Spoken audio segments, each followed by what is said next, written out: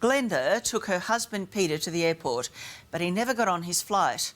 For 8 hours, his family was in the dark.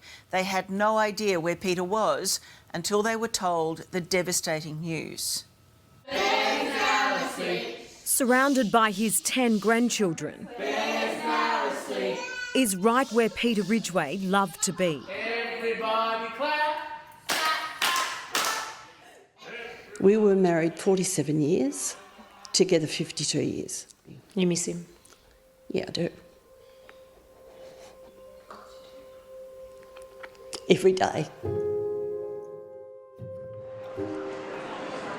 Dropping a loved one off at the airport is often emotional, but it's nothing compared to the goodbye you'd give if you knew you'd never see them again.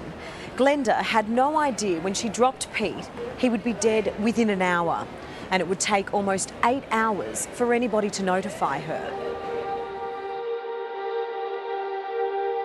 He wasn't going to, be saved or anything, but this is just terrible to think he was just a number on a seat. Peter suffered from heart disease. How was he when you left him? It was getting to be a struggle. He had trouble walking and he had a mobility scooter, and frustrating for him. So Glenda was already cautious when she dropped Pete at Melbourne Airport. And as I did, he crossed over the pedestrian crossing and he said to me, "I hope I die." That's how sick he was feeling. And I said, "Don't talk like that. That's not right." Minutes after Glenda said goodbye to him, the 75-year-old grandfather collapsed inside the terminal from heart failure. And then they worked on him, but were unsuccessful, and he was pronounced dead at the airport. Unaware anything was wrong, Peter's son Nick went to pick up his dad at Newcastle Airport. I drove out and arrived at the airport, waited for Dad's flight to come in. Was meant to land around 3 o'clock. The flight landed. I started ringing Dad, to let him know that I was there waiting, and his phone was off, and I kept calling. Nicholas became frantic as he watched the last flight of the day touch down. And I was standing at the window watching the people get helped off the plane, and the guy came over, and I expected him to go back to the plane, and get Dad, and he got off the cart and walked off, and I was standing there wondering where Dad was. That wait must have been excruciating. Just lost, not knowing what to do. And all the way home, I kept trying to ring.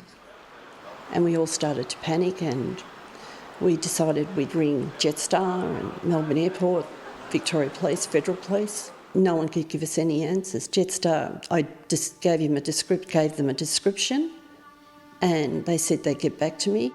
Glenda says 7:30 that night, police knocked on the door to deliver the news Peter had died 8 hours earlier. It was awful, awful. And we hunted for him for ages and couldn't get any answers. No one would tell us anything. Peter's other son, Jeremy. What eats at you the most about how you were treated that day? Mum was there at the airport when this all happened, and she could have turned around and come and said goodbye, but she didn't have the chance. The Ridgways can't comprehend how they could be kept in the dark through the most devastating time for their family. Just no phone call. Like when we rang, they knew that something had happened, and they didn't tell us that we need to contact the police or anything like that. They just said, "Oh, we'll look into it." And to this day, we're still waiting on a phone call. After Peter's death, Glenda didn't give up on her quest for answers. When I got to speak to the customer service, they offered me flights if anyone needed to come down. Why would I want flights? I just wanted answers. I just wanted to know what had happened. Jetstar says some of its staff assisted in Peter's emergency care, and while they knew Peter's identity, it was up to police to inform his family. Melbourne Airport also said it was the role of police to notify next of kin. But in this letter to Glenda concedes it didn't get it right in the handling of Peter's death and will endeavour to improve from her experience. They need to just get their act together.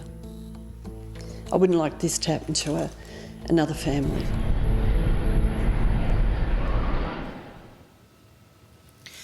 You can read the full statements from Jetstar and Melbourne Airport on our website.